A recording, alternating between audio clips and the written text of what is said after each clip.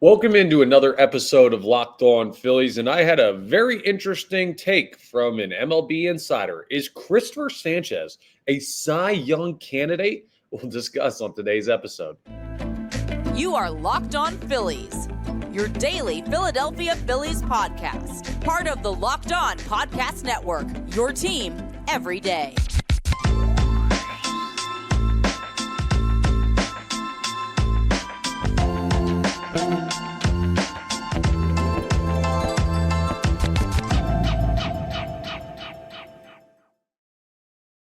Yes, this is Locked On Phillies. I'm your host, Connor Thomas. Thank you so much for joining us today. We come to you as part of the Locked On Podcast Network, your team every day. You may know me from some of my other work in the sports talk space. I've been on air over at 97.5 The Fanatic doing Philly Sports Talk Radio for 5 years now. I've been a credentialed Philadelphia Phillies media member for 3 seasons, and this is my 4th year as the host of Locked On Phillies. Please make sure that you're rating and reviewing wherever you're listening to this episode. We're available in podcast form wherever you get your podcasts. And also subscribe to the YouTube. If you haven't checked out the YouTube yet, it's a great way to consume Locked On Phillies. It's free and easy to subscribe. We get you notifications when new episodes are posted, and it really helps us out. Now, today's episode is brought to you by Game Time. Download the Game Time app, create an account, and use code LOCKEDONMLB for $20 off your first purchase. We've got a lot of great stuff in today's episode because last night I had the opportunity to have a little phone call with MLB Hall of Fame writer Jayson Stark. He was on one of our shows on 97.5 The Fanatic, so I got a chance to talk to him. And we discussed a bunch of things. And he talked about Cristopher Sanchez as a dark horse Cy Young candidate. He also talked about the NL East and how he's viewing the division. So I want to talk a little bit about what he said and if I agree with it.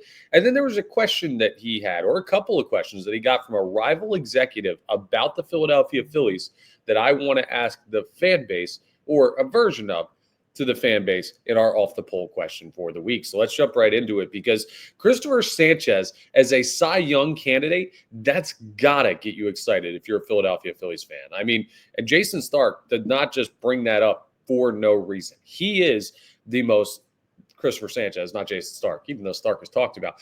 Cristopher Sanchez is the most talked about man in the Philadelphia Phillies clubhouse. A team with Bryce Harper and Trey Turner and Kyle Schwarber and Nick Castellanos and JT Realmuto and Zach Wheeler and Aaron Nola and all of these guys. The guy that Jayson Stark gets asked about the most, he said, has been Cristopher Sanchez. And the reason why is because of the velocity increase we've seen. So Sanchez is not just touching 97, touching 98. No, he's sitting at like 96, 97. The velocity is a crazy increase. He has added muscle to his large frame. Tall guy, filled out.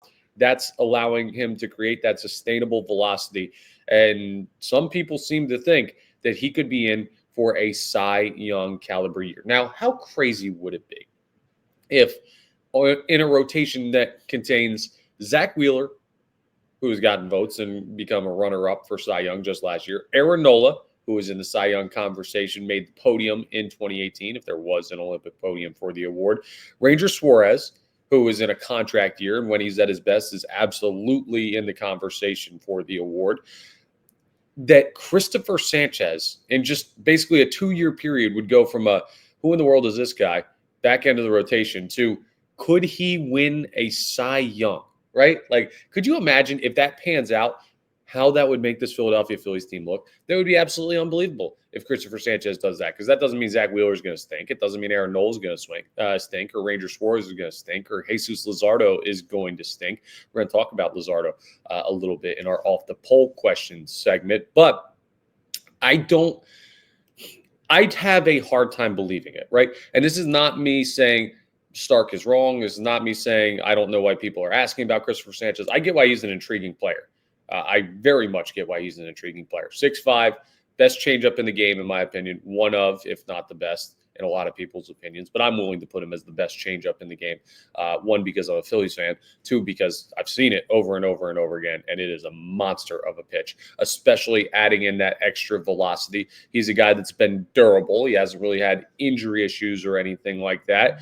He's a young guy that seems to really know how to take care of the baseball on the mound and how to pitch. He's not just like a thrower. He's not a guy that's come up and thrown like 100. You know what's funny?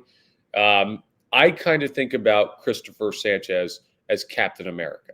And you might say, Connor, what in the world are you talking about? Oh, okay. I always bring these analogies back around. The cool thing about Captain America, the Marvel character, was he was like this 5'4" dude that wasn't tall enough to serve in the army. They got like this super soldier serum, and it turned him into this jacked up like 6'2" guy. And his commentary on that, or the people who chose him for that, were like, it takes a weak man to know the value of strength. Now, where does Cristopher Sanchez come in? Well, Sanchez was a guy that came up throwing like 90, 91. If you come up throwing 100, you're just a guy that throws 100. Now, there are some dudes like Paul Skeens who are pitchers who throw that hard. So it's not necessarily a bad thing, but it takes a guy that came up without velocity to understand the value of velocity. Filling out his frame and adding that much velocity at the major league level over a handful of seasons with the Philadelphia Phillies creates a flamethrower on top of a pitcher's build. I think it's a great, great way to develop a pitcher. First find the feel, then find the velo if possible. But like, this is great in MLB The Show if you're doing road to the show for a creative pitcher. This is not what happens to normal major league pitchers, where you get a guy who develops a plus out pitch who then adds like 4 miles an hour onto his velocity. He's in a very interesting spot, because a lot of people are talking about Cristopher Sanchez, asking about Cristopher Sanchez, wondering, wow, he looks incredible this spring. He was really sneaky good last year. He got a Cy Young vote for whatever place it was, but he got a vote for Cy Young last year from somebody. How does that translate to this year's team? And where do you look at him in the hierarchy of the Phillies rotation? Now, why I don't necessarily buy into it is this. He had a great year last year that nobody saw coming. And that is awesome when you get those years. But just my experience as a sports fan, not just baseball, but sports in general, because I've seen a lot of sports and a lot of Philadelphia sports in my lifetime. I rarely see, and nobody really sees, a player who comes out and has this breakout year out of nowhere. Not this highly touted prospect, not this future Cy Young winner, just this guy who comes out and becomes a guy. And that's what Cristopher Sanchez did last year. It was his breakout year. Now, it's super rare to see a guy then equal the surprise factor in the next season. So no one expected the year from Cristopher Sanchez. He was well above expectations. Now people are expecting great things from Cristopher Sanchez. Will he be well above expectations to the point of being a Cy Young winner? I'm not sold on that yet. But I'm not the person that you're listening to right now. Well, I am, of course, because this is Locked On Phillies, and I thank you for joining me. But this is my opinion, and Jayson Stark may be of a different opinion. It sounds like he is, and Jayson Stark's in the Baseball Hall of Fame, and I'm not quite there yet. Maybe one day, folks. Knock on wood, hope for the best, cross your fingers and hope. But a lot of people who know a lot about baseball really seem to be high on Cristopher Sanchez. And here's the thing, the Philadelphia Phillies, too, for everyone who's upset at Dave Dombrowski for the offseason that he had, or rather didn't have, with the lack of big-time signings and keeping the same roster and doing all that, remember, last year in season, Cristopher Sanchez got this multi-year extension, very similar to what the Atlanta Braves do when they identify young talent. They buy out years of team control to keep them on a palatable dollar amount for future seasons. Dave Dombrowski, as much as people might say, well, why didn't he do more this offseason? Part of the reason is he couldn't really do more this offseason because you have a lot of money locked up in your star players. But he has to get credit for locking down Cristopher Sanchez when he did to the dollar amount he did. Because could you imagine having to pay Ranger Suarez and Cristopher Sanchez potentially at the same time? You may lose two of your best four pitchers. Right now, all you're looking at is Wheeler lockdown, Nola lockdown, Sanchez lockdown. Luzardo, we'll see what he's going to be. Andrew Painter waiting in the wings to take Ranger Suarez's spot. They're locked up for the future, and a big part of that was the extension that Dave Dombrowski gave to Cristopher Sanchez when everybody in the fan base, and myself included, I was talking about it on this podcast, thought Ranger Suarez was going to be the next extension given out. Dave Dombrowski saw it differently, and right now he's looking pretty darn smart by making that call between two of his middle-aged, baseball-wise, pitchers in the starting rotation. So I would be shocked if Cristopher Sanchez is heavily in the Cy Young conversation. Like, I'm talking like top 3 vote getters.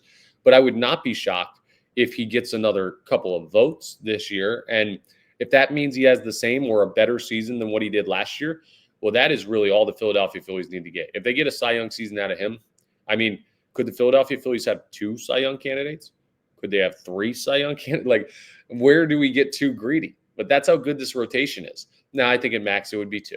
I think it would be Sanchez. I think it'd be Wheeler. I think Nola's just not consistent enough to be that guy anymore, and I don't know how durable Ranger Suarez is going to be. And Luzardo's good when he's healthy, but again, we're going to talk about his health and questions about that from Jayson Stark and the conversation that we had coming up in our Off the Poll segment in the final part of this episode. But if you need to get any more excited about Cristopher Sanchez, like every year there seems to be the name of like, this is the breakout guy. Well, this may be the name of the breakout guy that people in baseball are asking about the most. It certainly is on this Philadelphia Phillies roster. So gear up for what should be, what appears to be at this point, with 8 days till opening day, a great year for Cristopher Sanchez. Coming up, we are going to talk about Jayson Stark's take on the National League East, because we've started to talk a little bit about the division. He had some very interesting things to say, though, about how he looks at the division and where the Philadelphia Phillies are in that shuffle. So we will talk about that as we continue today's episode of Locked On Phillies. Well, let's talk about Supply House first, because you can get the supplies you need from the site made for the skilled trades. That's Supply House. Whether you're in plumbing, HVAC, or electrical work, Supply House is the reliable way to order products online. Their easy-to-use website is packed with helpful resources and the latest product info to help you get the job done right. Plus, they got a complete inventory of over 200,000 parts from 400-plus top brands. So you're going to find exactly what you need delivered fast from coast to coast. If you need help with an order, Supply House offers expert support and industry-leading service, so you're always going to talk to a real person, which is something that's hugely important in that customer service game. And for trade pros looking for an extra edge, their free Trade Master program offers exclusive perks like a dedicated phone line, free shipping, discounts on every order. They got a bunch of stuff you can look into. So thousands of skilled professionals are already taking advantage. Now it's your turn. Join the Trade Master program today at supplyhouse.com/TM. T is in trade, M is in master, and start ordering plumbing, HVAC, and electrical supplies with just a few clicks. Plus, use promo code SH5. S is in supply, H is in house, 5 like the number, for 5% off your first order. Go ahead and check them out. That is indeed our friends over at supplyhouse.com. I also want to tell you about Game Time, because there's nothing better than catching an MLB game live. And it's right around the corner, folks. You know what you've been jonesing for all winter long. Can I just sit at Citizens Bank Park with a hot dog and a beer and watch Bryce Harper hit 400-foot bombs? Well, the way that you do that is you look into going last minute, first minute, any minute with Game Time. Game Time makes getting tickets easier than ever. They've got last-minute deals. They've got all-in pricing, so you can see everything you're going to pay from the get-go, and a lowest price guarantee. So Game Time takes the stress out of buying MLB tickets. Plus, ticket prices drop as Game Time gets closer, meaning you can score an incredible deal. If you're pinching pennies, you're saving up for a summer vacation, but you still got to see your fills, Game Time is the way you want to do it. I mean, Game Time is the way you want to do it anyway, because why would you not want the best deal on tickets? I've had plenty of times where I've been going out with buddies, or maybe it's a date or something, and I just get a text and hey, can we cancel dinner and go to a Phillies game? Well, guess what? That's easy to do with Game Time, even if it's an hour before the game, because they are always ready with the best deals possible. So take the guesswork out of buying tickets. They also have stuff. It's not just baseball, comedy, concerts, theater, other sporting events. They've got everything. Take the guesswork out of buying tickets with Game Time. Download the Game Time app, create an account, and use code LOCKEDONMLB for $20 off your first purchase. Terms apply. Again, create an account and redeem code LOCKEDONMLB for $20 off. Download Game Time today. Last minute tickets, lowest price, guaranteed with our friends over at Game Time. So Jayson Stark had some interesting things to say in our conversation that I had with him last night about the National League East. Now, myself and former Phillies all-star reliever Ricky Batalico got a chance to do the Philly Hot Stove Show on 97.5 The Fanatic, and that's where we talked to Jayson Stark. So a lot of fun, that program. And, from this podcast, I love talking baseball. But I also love getting the chance to interview a Baseball Hall of Fame writer and pick his brain about what's going on with the Philadelphia Phillies and what's going on around baseball, because he covers everything. Now, as he mentioned to us last night, he reports nationally, on Major League Baseball, but everyone he talks to asks him about the Phillies because they know he's a guy from Philadelphia. This is his home, so they know he's a Phillies guy. So when talking about the NL East, obviously he's going to try and not give bias, but Philadelphia runs deep. So I'm not saying he is biased, but I'm saying take it with a little bit of a red lens behind it when Jayson Stark talks about the Philadelphia Phillies. But man, guy's a Hall of Famer for a reason. So when we asked him about the division, he laid it out very interestingly. He said that if he had to pick, because we've got the NCAA tournament coming up, and you're going to hear a little bit about that later on in today's episode from some of the folks over on the Locked On College Ranks. We got a little video to play for you in one of the ad breaks. But Jayson Stark said if he was creating the NCAA tournament for Major League Baseball and he needed 4 1 seeds, 3 of his 4 1 seeds would be in the National League East. He would go with the Dodgers, the Braves, the Mets, and the Phillies. Not necessarily in that order, but that is a wild statement to make considering the talent in the American League. And that's where he has high regard for the National League East. Is it really true that 3 of the best 4 teams in baseball are in the division? I mean, I imagine the Yankees would have something to say about that, but they've got injuries already. Maybe the Orioles would argue. Maybe the Guardians would argue. But I don't know. It's hard to really argue it when you look at the quality of lineup, rotation, everything that the Philadelphia Phillies, New York Mets, and Atlanta Braves bring to the equation in a fight for the NL East. It's going to be a race for the ages. This is going to be, honestly, people who are worried about the Los Angeles Dodgers, we'll cross that bridge when we come to it, when it comes to postseason time. This is going to be one of the great division races in the National League East in recent memory, because you got 3 juggernaut teams and somebody's got to win the division, and somebody is going to be a really darn good team that comes in third in the division. So Jayson Stark kind of broke down how he's viewing each of these teams. I'll just real quick give you what he said and then my thoughts on it. For the New York Mets, he said that he thinks that they have the most upside potentially when it comes to what happens if they stay healthy, right? Because they have a lot of questions already with the pitching staff and what's going on there. They've got injuries. They have a lot of depth in the lineup, but if you lose Juan Soto, if you lose Pete Alonso, if you lose Francisco Lindor, they need things to stay status quo up there in New York for them to be able to continue to compete. And don't let one season fool you. The Mets are still the Mets. And I don't say that to say things will always go wrong for them, but things kind of seem to always go wrong for them. So if you're a Mets fan, you got to probably be thinking, hey, this is all great and well and good. I got to see this team be healthy. In the back of your mind, that's it. We have that with the Sixers here in Philadelphia. That's just kind of reality of being a sports fan of a team that seems cursed sometimes. So they have high upside if they're healthy.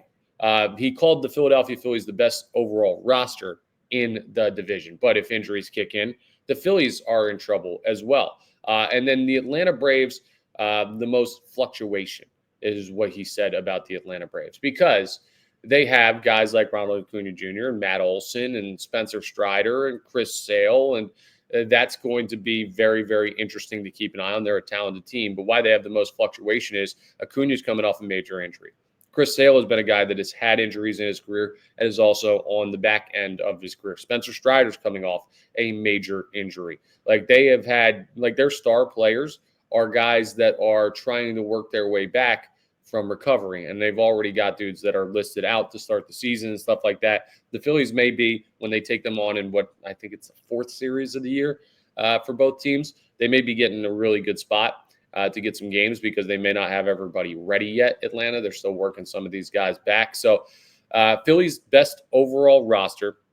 Mets have the depth, but if injuries come in, they could be in trouble with the stars that are going to have to carry their team, even though they do have nice depth. And Atlanta, has the biggest fluctuation based on like who's going to be available and how they're going to look coming off injuries. Like Strider could be healthy, but is he the same pitcher? Acuna could be healthy, but do his legs work the same way? Like, does he have the wheels that used to be the patented reason why he was so good as a leadoff hitter? Not just his bat, but what he can do athletically. Like, there's a lot of questions. And he said all three of these teams are great, which is what we were talking about with the whole idea that they are three of the top four teams in baseball, which is that should make you really excited for National League East baseball this year and Philadelphia Phillies baseball. But to call the Phillies in all of this the best overall roster in the division is a pretty good sign of how talented they are.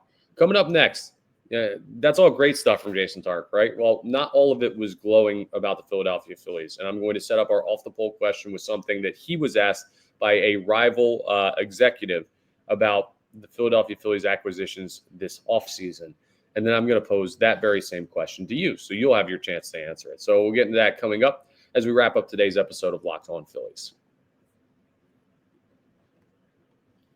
But let me talk to you about our new friends over at Just Ingredients. When it comes to fueling your body, quality matters. And that's why Just Ingredients is changing the game with clean, high-quality products designed to support better health and peak performance. Everybody's looking for that edge, whether it's just getting through your day-to-day life, or maybe if you're an athlete, or maybe even if you're a washed-up softball player like me. We all think about it, and we all want to try and turn ourselves into Bryce Harper, right? Well, we'll tell you about Bryce Harper in just a second because he's a big fan of Just Ingredients. But let me tell you what it is first. Just Ingredients offers an NSF-certified line of protein powder, electrolytes, pre-workout, and creatine, all rigorously tested to ensure they're free from substances banned by major athletic organizations. Just Ingredients has also partnered with two-time MVP Bryce Harper. Yes, your very own Philadelphia Phillies Bryce Harper, who trusts their NSF-certified sports line to fuel his training and recovery. Listen, you know how tricky it is to get yourself in Major League Baseball shape. Bryce Harper is jacked to the gills, and a big part of the reason is Just Ingredients. If it's good enough for him, it's got to be good enough for you, right? To play in your softball league or to go through your day-to-day workouts just to get in as good a shape as you can. They've got the clean and transparent ingredients that we love and we trust. They fuel performances from Bryce Harper all the way down to guys like me, and they are just getting the job done for everybody. So visit justingredients.us and use code LOCKEDONMLB, and you'll get 20% off. And for more wellness tips, follow at just.ingredients on Instagram. Give some love to our new friends over at Just Ingredients. The NCAA tournament is here, and so is the bracket breakdown. Locked On Podcast Network and Amazon Fire TV channels are teaming up to deliver NCAA tournament coverage like never before. Watch studio shows featuring former players and Locked On's local experts as they guide you through every upset, buzzer beater, and bracket matchup. Stream it all for free on Amazon Fire TV channel. Search Bracket Breakdown to see it all for free. It's your team every day. All right, so Jayson Stark had some interesting stuff that wasn't all positive to say about the Philadelphia Phillies. We've broken down some of the good things so far in today's episode, but when he has gone around to other teams, he had a rival executive. And when I say rival, I just mean another team. It doesn't mean in division or whatever, but another team. And asked about a couple of the Phillies' offseason acquisitions and had some very pointed questions. So I'll try and break this down as best as possible because these are some things that I haven't even thought of. But of course, I don't have the mind of a general manager or president of baseball operations of a major league organization. So Jordan Romano, who the Philadelphia Phillies acquired in free agency and could have gone back to the Toronto Blue Jays, was probably going to be like, he's worth what, like $7 million? The Blue Jays chose to pay Jeff Hoffman, who failed 2 physicals, about $33 million as far as that's concerned. Like Jeff Hoffman got paid, and they chose not to have Jordan Romano back for a lesser amount of money. And Jordan Romano is a guy that Jayson Stark called a leader in their clubhouse, a very liked guy, a talented guy. He's one of the dudes that gave that team their DNA, and they chose to move on from him. Weird decision to cost yourself more to move on from a player that really mattered to your organization. How much does that make you worry about how healthy he could be or how healthy the Blue Jays thought he could be? Jesus Luzardo was a guy that the Miami Marlins sold low on. He was injured last year, and they could have waited and thrown him in the start of the regular season and then pushed towards the trade deadline like they're going to with Sandy Alcantara, and then moved him later for probably a higher dollar amount. And instead they decided to trade him in division in the offseason before he had a chance to show he came back from injury. If you're doing that, are you worried that he's not going to be durable enough to make it to the trade deadline healthy? That seems to be a fair question when it comes to the Jesus Luzardo trade. As far as the Max Kepler thing is concerned, the Twins were in a similar situation to the Jordan Romano setup, where they could have afforded Max Kepler, and they don't really have great replacement options for Max Kepler in-house, and they haven't really done a crazy amount in free agency, the Minnesota Twins have. Why are they comfortable allowing him to go? They could have paid what the Philadelphia Phillies paid. He didn't get a giant payday in free agency, and they did not really pursue Max Kepler. So all of this comes down to this. Romano, Luzardo, Kepler. Injury issues within the past year. And it seems that the teams that let them go were very comfortable letting them go. Now, there's a chance. There's a chance that Dave Dombrowski has nailed all of this, and that Jordan Romano is going to be great out of the pen, and Max Kepler is going to get popped to the lineup, and Jesus Luzardo is going to be good as we think he's going to be at the back end of the rotation. And by the way, the Jesus Luzardo thing doesn't worry me too much, because if you can just get him to July, you can get Andrew Painter up here, and hey, let's go to work. And we've got a guy that's coming, waiting in the wings, that's going to be very, very good for this team for hopefully a very long time. But these are fair questions from a competing executive about why the Philadelphia Phillies were able to get deals on these players and why the teams that these players left from were willing to let them go in the ways that they did. It's a theme for Dave Dombrowski's offseason. He's taking a gamble on players that organizations seem to have given up on. But remember, they are gambles. They're not sure things. It's not signing Juan Soto, right? It's not going out there and signing Corbin Burns. You are adding players that you need upside from.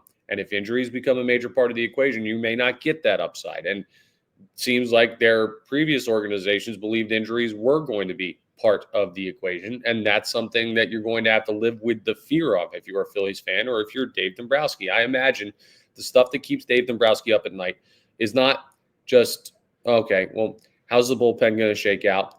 Is my lineup going to hit when it matters most? But also, I brought in 3 big-time guys that could be injury-prone and could have injury issues this year. So that brings us to our off-the-poll question, which if you're not familiar with our off-the-poll segment, it's an opportunity for you to respond and get your voice heard here on Locked On Phillies, not just in our Mailbag Monday segment, but I'm going to put out a Twitter poll from @LO_Phillies on Twitter. If you want to follow me, my name is down here in the bottom left of your screen at Connor Thomas 975. I almost mixed up my rights and left.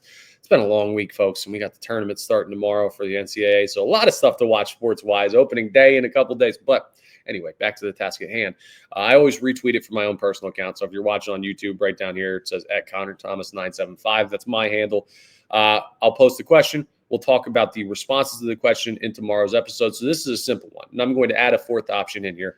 We're going to throw Joe Ross in the equation. Not that injuries have been an issue for Joe Ross, but he's in kind of a different role, a newer role to him in Milwaukee before he was acquired by the Phillies. He did a little bit with, oh, man, and we've got some breaking news that just came on my phone. Ranger Suarez is missing his next start due to a stiff back.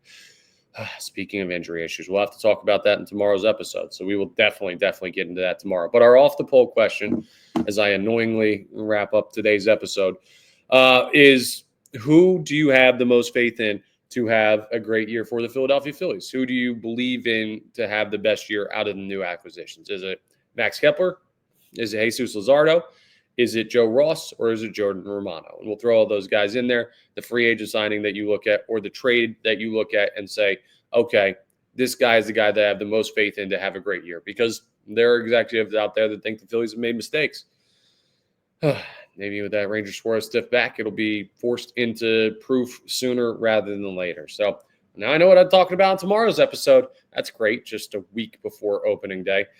We'll discuss it, but still, the Philadelphia Phillies, their rotation outside of Ranger Suarez is still strong, so we'll talk about how they could potentially make up for a Ranger Suarez injury this early in the year. Coming up on tomorrow's episode of Locked On Phillies. So thank you for making Locked On Phillies your first listen today. For your second listen, check out the Locked On Fantasy Baseball podcast with hosts Dominic Martino and Matthew Ane. MLB fantasy draft season is here. You want to play fantasy baseball, this is the way to do it. You got to get your inside information, be the most informed fan, and set yourself up for a league win. Find Locked On Phillies on YouTube or wherever you listen to podcasts, and Locked On Fantasy Baseball wherever you find your podcast. And thank you so much for checking us out. Again, make sure you're rating, reviewing, subscribing to the YouTube, all that great stuff that really helps us out here on Locked On Phillies. I'll talk to you tomorrow on the next episode of Locked On Phillies.